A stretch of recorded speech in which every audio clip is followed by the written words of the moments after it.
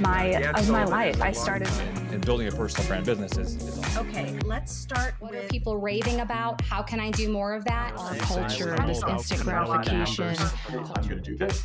It's a practitioner meeting, so we remember who agreed what. Part 3 of this framework is to create raving fans. Get asked, am I Hawaiian? Because Hey there, Shakers, and welcome back to another episode of Worth Your Salt, the podcast that's here to supercharge your marketing in the health and wellness space. I'm Jennifer Orechwa, StoryBrand certified coach and author of the new book, Get Found, Get Booked, which I wrote specifically to support med spa owners and wellness practitioners. Over the past 2 decades, my team and I have tested, iterated, and figured out what it takes to market and grow so you don't have to. Now I'm here to help you apply the marketing systems that truly work. At Salt Marketing, we're all about helping wellness practitioners like you build trust, authority, and a nonstop flow of clients. So if you're ready to take your practice to the next level, you're in the right place. Let's get started. Now, what if the expertise that you've spent years building could generate income for you without more patients, more hours, or more burnout? Today, we're diving into a smarter way for wellness providers to grow by turning what you already know into scalable, high-margin income. My guest today is Justin Allan Montgomery. He's done exactly that. He's the founder of ProCourseStart. He's a former nurse practitioner who went from the grind of patient care to building an 8-figure continuing education business by packaging his expertise into courses. Today, Justin helps doctors, therapists, and wellness professionals do the same, creating income, impact, and freedom without relying on social media hype or complicated funnels. So if you've ever felt capped by your schedule or wondered how to scale beyond trading your time for money, this conversation is going to open your eyes to what's possible. Justin, welcome to Worth Your Salt. Thanks for having me, Jennifer. Appreciate it. Now, Justin, most med spa and wellness owners are kind of stuck in that model where if they're not treating patients, they're not making money. What's broken about that model in your opinion? I mean, it's completely relying on your time, right? I mean, you go into building a wellness practice. I mean, I own men's health clinics, so I get it. I've been there. I've consulted with thousands of people building wellness clinics, and the number one thing is that you end up building a business that you just work for. You know, it's not really working for you. You know, you're having to work in the business, not work on the business. You end up just becoming self-employed because every dollar you make usually is tied to some kind of patient interaction. I mean, sure, you might have some IVs on the side or have a nurse doing some aesthetics for you or something like that. But ultimately, though, it's still tied to your time. And so I hate to say this, it might be controversial in this kind of space, but most wellness practice owners really aren't entrepreneurs. They're just self-employed. They're not an entrepreneur. An entrepreneur builds a business that works for them. Yeah, that makes sense. And I don't think that'd be controversial. I think people would agree with you there. And you talk a lot about escaping that time for money trap. What does that actually look like for a practitioner who owns a clinic or a med spa? Yeah, you have to end up building some kind of income stream that is not tied to your time. I mean, you can do that through a wellness practice. I mean, my men's health clinics work for me. You know, we have multiple nurse practitioners seeing patients. We have medical assistants doing the injections and booking patients, all that kind of stuff. So, I mean, really, ultimately, the business does work for me, but it took a long time and it requires liability, right? I mean, every single new provider that you bring on board, every new employee that you bring on board, there's an increase in your liability and your risk and ultimately just your headaches, right? So you got to build a business that truly works for you. That's generally not passive, but partially passive. There's no such thing as a passive business, but there's partially passive businesses. And so a wellness clinic can be that way, but ultimately just increases your risk and increases your liability. There's other businesses out there that are partially passive in nature, like a continuing education course business, which is what I specialize in. So. And when people hear that word courses or education, they often think of influencers or online gurus. Why is what you teach different? Because we focus on professional education, continuing education, right? There's not a lot of people out there that teach specifically professionals and specifically healthcare medical professionals on how to start a actual continuing education course business. Most gurus out there, and I'm not a guru. I don't like that name. I'm just a consultant. I'm just someone who can teach you how to do it, right? Sure. Yep. But the people out there, they're just teaching you how to start a course business. It's just general marketing stuff, funnels, etc. We focus on developing a continuing education course business and how to do it the right way. So you can call it professional development, you can call it continuing education, professional focus course businesses, but that's what we teach, and that's That's what people should be capitalizing on. That's what professionals should be capitalizing on, because you don't want to create a course that just targets the general population, just general patients. That's extremely hard to market. Instead, if you create a course specific to one professional type, it's extremely niche, extremely focused, and honestly, it's pretty easy to sell. So why should a med spa owner, even one who's already doing well, why should they care about building sort of a continuing education course-based business? Well, I mean, in my opinion, I think you should have multiple financial redundancies in your life. So you should have multiple income streams, right? If you are solely reliant on your wellness clinic's income to basically pay the bills and survive, then you are in a very, very risky situation, right? So, some new regulation could come across from Washington or the federal government or even at the state level that would essentially close you down, right? So they just ban GLP-1s or just ban hormone replacement therapy or just something, right? Completely out of your control. What do? Now your livelihood's completely just destroyed. So you need to have redundancies. You need to have multiple income streams. And for a wellness clinic owner, having a little side hustle as for a continuing education course business, having that can really diversify your income streams. And for me personally, I started my continuing education course business called the Elite Nurse Practitioner. I started that as literally just a side hustle. I was focusing on my men's health clinics. I was still working in the ER. I was still doing stuff. And I started as a side hustle. That's it. I put maybe 10 hours a week into it, if that. And it blew up into a 7-figure yearly net income business. And I was like, whoa, so that's where I put my focus in on that. I did not expect that to happen.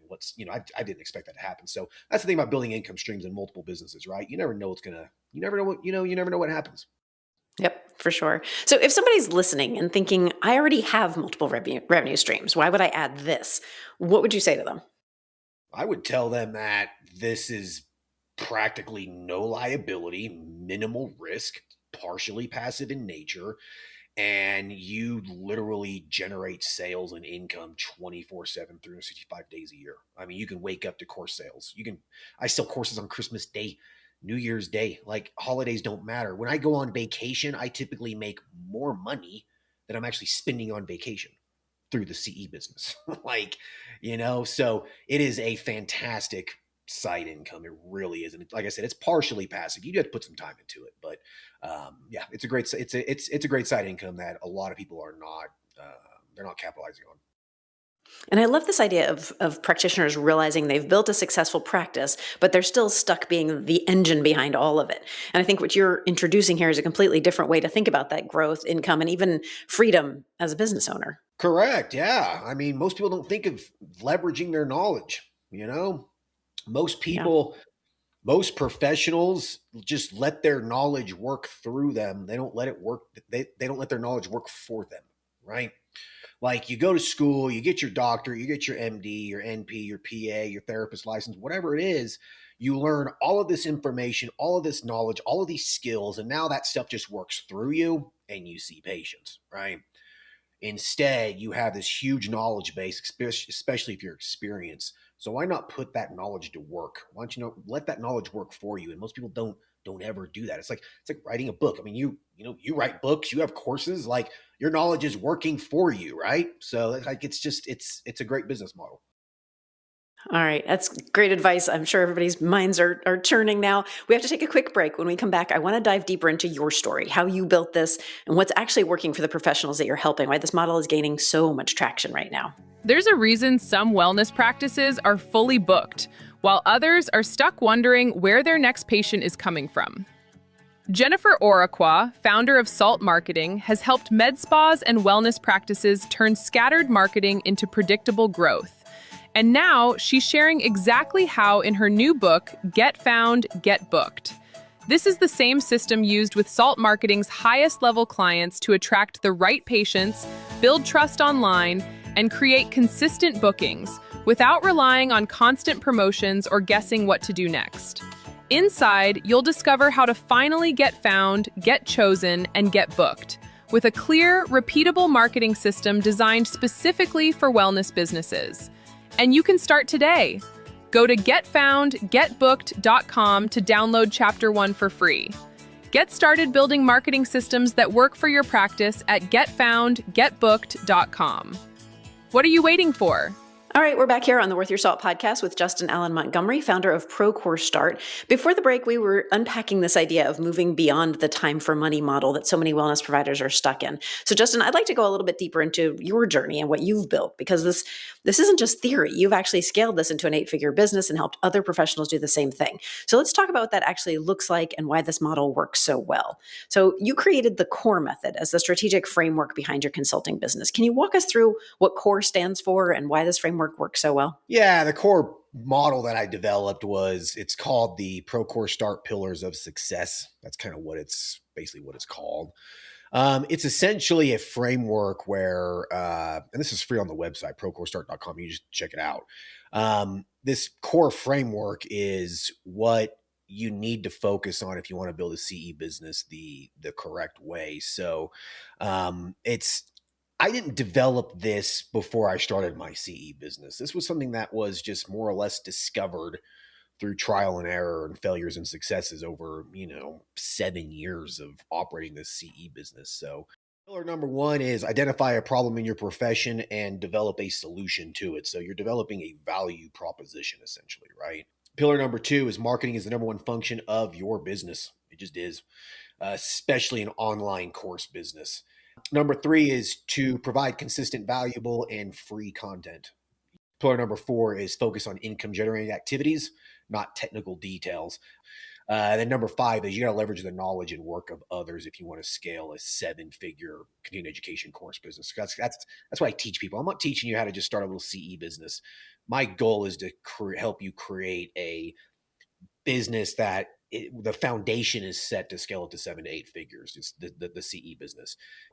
So those are the 5 pillars. And shifting focus a little bit, one of the biggest challenges that a lot of wellness owners face is financial clarity. So why do so many entrepreneurs, and we kind of toyed with that idea at the beginning here, why do they struggle to really understand their numbers? How does that affect their ability to grow this kind of business profitably? I think that maybe they get too tied up in what they should be spending money on to grow the actual business. They might be spending a lot of money on, again, some technical stuff on the back end of the business that's just really unnecessary. And so you need to invest your money into things that actually grow your income and actually grow the business. And I think people just aren't really focusing on that the right way. That's with any business really, guys, right? Like every dollar you invest into your business should be something that generates income. So every time you invest money into your business, take on an expense in your business, ask yourself the question, is this going to generate income for me? If it's not, is it really a necessary expense? If you do it that way, your margin should improve significantly. Now, you built the Elite Nurse Practitioner into an 8-figure business. What was the turning point where you realized this model actually works at scale? I didn't really sell anything for about 6 months. I didn't sell a single product. I just built an audience. So I was just spending time building an audience, getting email subscribers, getting followers, building fans essentially through content. When I launched my first course sometime in March, it was March or April of 2020, essentially kind of right around when COVID hit. When I launched my first course, I made like $50,000 in 7 days. And I was just like, okay, I'm on to something here. This is more money than I make in a month or maybe even 2 months at my men's health clinic. Like, this is real money. And that was the point where I realized that I was sitting on something extremely valuable. And then at that point, I just kind of went all in. At the end of year 1, so it had been the year of 2020, just that calendar year, I remember my accountant telling me, like, Justin, you realize you made $1 million in that business in the first year? And I was just like, yeah, I guess I did. So that was a real turning point for me to focus on that business almost exclusively. Like everything else, I either closed down, shut down, handed it off to other people. I was like, I'm focusing on this. This is my ticket to retirement right here. I love that. And you've helped doctors and therapists and other licensed professionals do this. What kind of results are you seeing from your students? A lot of people, I have had some clients who have scaled to $1 million business in their first year, CE business in their first year. On average, I'd say most people make anywhere between $10,000 to $20,000 extra a month doing it. I'd say it's probably about average. So if you look at a bell curve, right smack dab in the middle would be the people making about $10,000 or $20,000 extra a month. And then, like I said, I've had a couple people that are on the very far right side of that bell curve making, they've done over $1 million in their first year. So. And you talk about how you don't need funnels or big followings or influencer status. So what actually drives sales in this model? Two things: paid advertising, obviously.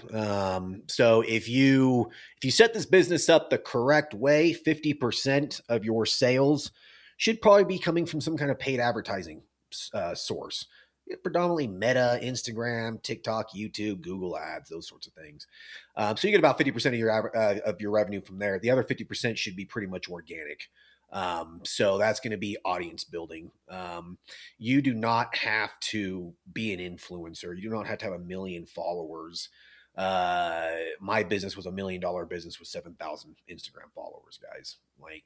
But the thing is that 7,000 were very, very good quality followers versus just a bunch of random people that don't really care about your business, right? So you got to focus on paid advertising. You got to focus on the organic reach of your business, and you do that through, again, consistent, regular content.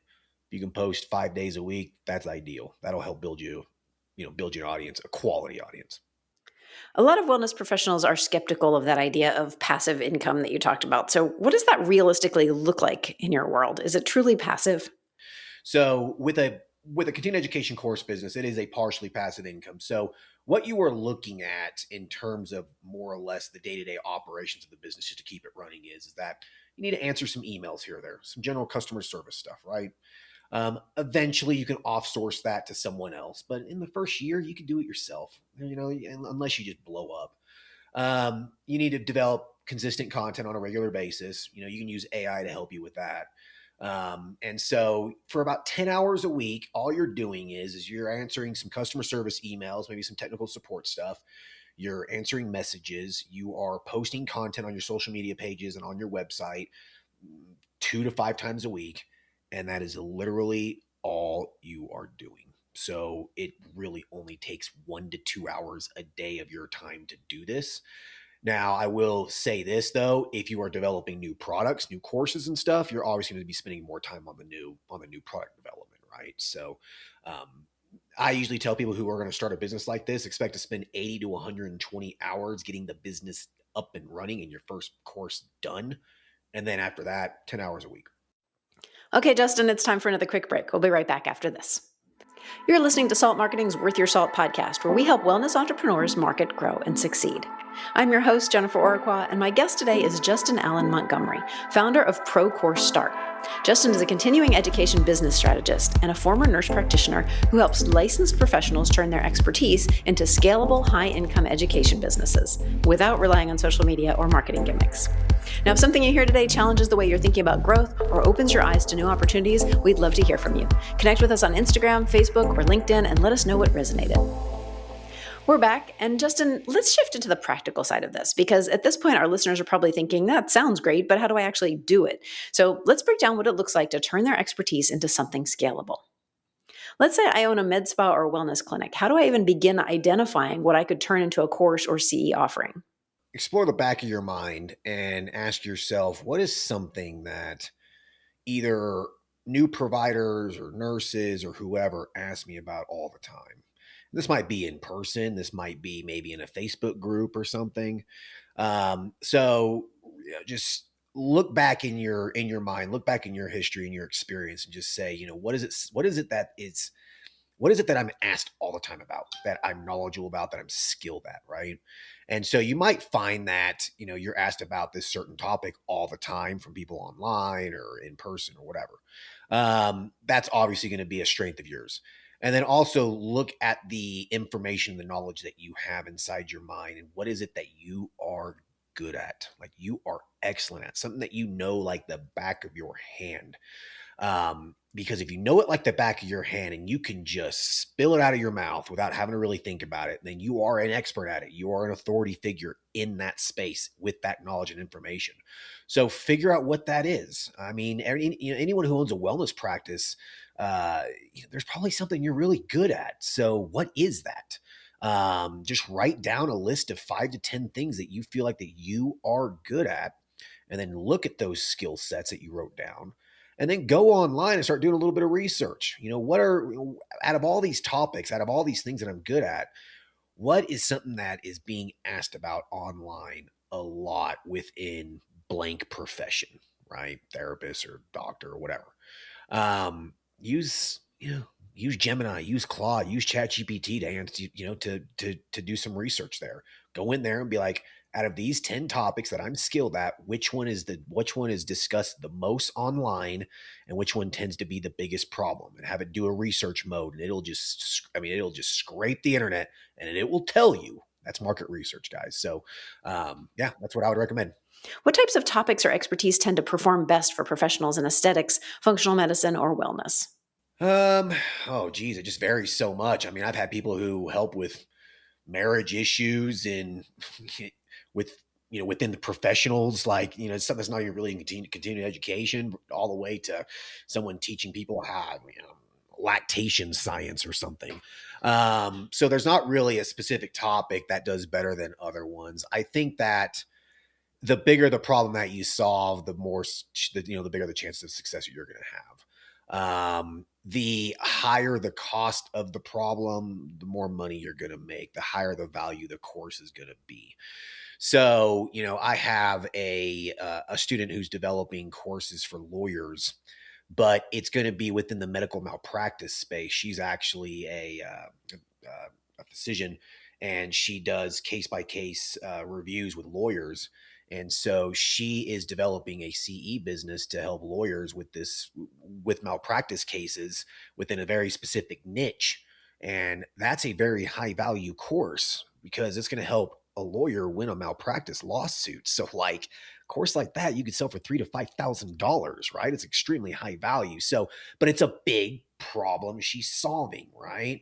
If you're teaching people just how to start an IV, guys, that's not really that big of a problem. I mean, starting an IV, at $5, like it's nothing, so you got to really figure out what the breadth of the problem is. The bigger the problem, the more expensive the problem is, the chances of success for you are going to be much higher. What kind of steps should someone take to validate their idea before investing a ton of time or money?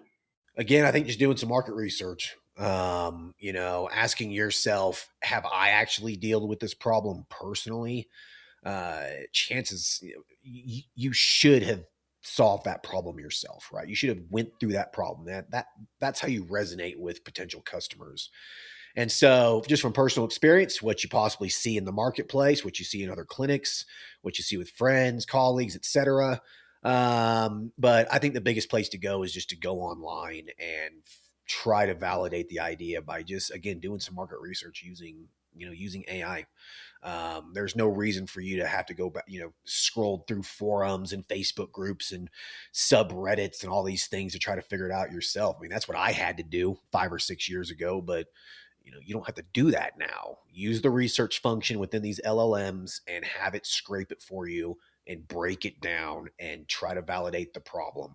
See what's being discussed. If the problem is being discussed at length in, like, let's say a subreddit that targets, I don't know, some kind of physical therapies, physical therapy group or something, then it's probably going to be a validated problem, right? And if you have a solution to it, then you probably have a product. You emphasize building trust over chasing followers, and you and I are very closely aligned in that. So what does that look like in practical marketing terms for someone who's starting from scratch? Yeah, you got to build trust. People got to trust you, right? You have to establish yourself as an authority, credibility, figure, so someone who's credible, right? Someone who is an authority within whatever it is that you're teaching. And the way you do this is by giving away a lot of free stuff. And by that, I mean just free content, free videos, free articles, free little master classes, webinars, etc. Getting on podcasts like I'm doing right now. You have to showcase your expertise and you have to put yourself out there. And the only way you do that is really free content, because people are going to do some research and they're going to see, what it is that you're about. And they're going to watch videos. They're going to read your articles that you've wrote. They're going to do these things before they drop $2,000 on a course. Like, you better believe they're going to. They're like, some people might not, but most people will. So you just have to put yourself out there and really establish your credibility, and just through content. And then also, people love stories. Tell your personal story. Try to resonate with your audience, hit their pain points, be in their shoes. You should have been in their shoes because You're teaching them something that you learned. You figured out the problem that you are proposing to solve for them. So put yourself in their shoes. Speak to them directly. People love a story. So have stories within your content as well, not just technical stuff. What are the biggest mistakes you see health and wellness professionals make when they're trying to launch a course or an education-based offer? Honestly, most people develop a course pretty well. Building the course itself is really not that difficult of a thing. So I would say that that's probably a strength within the medical professionals, is that they generally will create a course that's usually pretty good. Like their first draft is usually really, really good because, they built PowerPoint slides and they built presentations within the school. So they kind of have an idea to do this. So that's not really much of a problem. But I think that the biggest issue is they focus on the accreditation component of the CE business way more than they really should. Accreditation is important. Yeah. I mean, if you want to attach CE, CME to your course, then yes, you need to be accredited to be able to officially do that. Right. And so I think a lot of people get hung up on that. It's a huge roadblock to them, and then they never proceed. They never actually build the business. They might get halfway through it and they just say, I'm not comfortable doing this, etc. And so don't focus on the accreditation component. Build a solid product that solves a real problem within your profession, and people aren't going to care if there's actually official CE attached to it or not. My business was generating well over 7 figures a year before I ever offered official CE because I was solving a real problem. So don't worry too much about it. Should you get accredited? Absolutely. I mean, it's going to increase your sales, but there's ways to do it that are extremely easy that I teach people how to do it. Like you can use the accreditation of another organization and just attach their accreditation to your courses. Boom, done. Takes 3 weeks, right? So yeah, I think that's probably one of the biggest hangups that I see people having when they start a CE business. So if you were advising a 7-figure med spa owner who feels maxed out, what would you tell them to do in just the next 90 days to start building a more scalable revenue stream? Yeah. Obviously catalog your knowledge, catalog your skills and figure out which one is going to be the most profitable. Do the market research that we talked about. Obviously if you need help, check out ProCourseStart.com. Happy to help you do it. We have a lot of resources to guide you step by step on how to do that. But if you don't want to do that, that's fine. I think that what you need to focus on is what's going to be your time involvement here. If you're operating a 7-figure wellness practice, and you're seeing patients and stuff, your time is very, very precious, very important. So, are you going to be able to dedicate 80 to 120 hours building this business? If you cannot, then it's going to take you a very, very, very long time to build the business and build the course out. If you want to do it well, sure, you can pay people to do a lot of this for you, but at the end of the day, they're never going to do as good of a job as you're going to do, because it's your business, right? So anyways, catalog your information, make sure that you have the time investment that you can put into it to do it well. And at that point, it's just standard digital business stuff, getting an LLC, building a website, getting, a course hosting platform, a CRM, etc. Develop your value proposition, develop your course idea, build the course, record the course, upload it to a course hosting platform. And then at that point, it's building all of your lead funnels and building all of your marketing strategies. And then, you got to funnel people to the course. So yeah, that's pretty much really the process. It's really not that complicated of a thing to do. You just need to make sure you do it the right way. And of course, if you want to learn more about Justin and how he can help you, we'll link everything up in the show notes at saltmarketing.co. But right now, Justin, it's time for our lightning round questions. And these are a few quick questions that I like to ask of every guest. Are you ready? Sure. All right. What's something about you that often surprises people? That I grew up extremely poor. Like very, very poor. Like trailer in East Tennessee. Didn't have running water at some points in high school because my mom couldn't afford the water bill. Like, yeah, I came from absolutely nothing. There you go. And that's inspirational for sure. All right. Next question. What's your favorite thing about the work that you do now? I love seeing people scale a business that actually changes their life. Like I have helped some people actually build true legacy wealth for them and their family. Like I absolutely just love seeing that, seeing people get back their time essentially and live their life and not have to be so tied to a physical location business. Absolutely. All right. What's the best piece of advice you've ever been given? Business-wise, I would say that it's going to be a cheaply built business is a business that is cheaply closed. And that has been just ingrained into my mind from a mentor that I had 7-8 years ago when I first got started with my very, very first business. Yeah, and that's the businesses that I have started. Every business that I've started, I've put no more than 10 grand into them. Excellent. Good advice. All right, last question. Who's inspiring you right now? What podcast are you listening to, or what's the best book that you've read recently? A podcast I'm really listening to right now. It's been kind of inspiring me to get back to my roots of a love of history. Is The Rest is History. It's a podcast by two English guys, and they just go over like stories within history. Like they'll go over like World War I over a period of like 6 episodes or something. And it's been just inspiring to me to get back to the stuff that I used to enjoy that is outside of business. Like yeah, You definitely. get stuck in business and that it becomes your life. Like sometimes it's good to just step back and go back to things that you used to enjoy, you know? Yes, hobbies are everything. 100%. I'm with you there. Justin, thank you so much for joining me today on Worth Your Salt. I'd appreciate it, Jennifer. Thank you. I also want to thank you, Salt Nation. And of course, if today's conversation has you thinking, I'm ready to take my marketing to the next level, that's exactly what we're here for at Salt Marketing. Our Salted Edge system is designed to help wellness practitioners like you attract new clients, convert them into loyal fans, and finally get marketing that works without the guesswork. If you have a great success story, I'd love to talk with you on Worth Your Salt. Tell us why you're worth your salt by emailing us at grow@saltmarketing.co. Of course, be sure to subscribe to Worth Your Salt so you never miss an episode. Finally, leave us a review or give the show a handful of stars wherever you get your content. That's all for this episode of Worth Your Salt. Be sure to join me again next time. In the meantime, let's get out there and shake things up.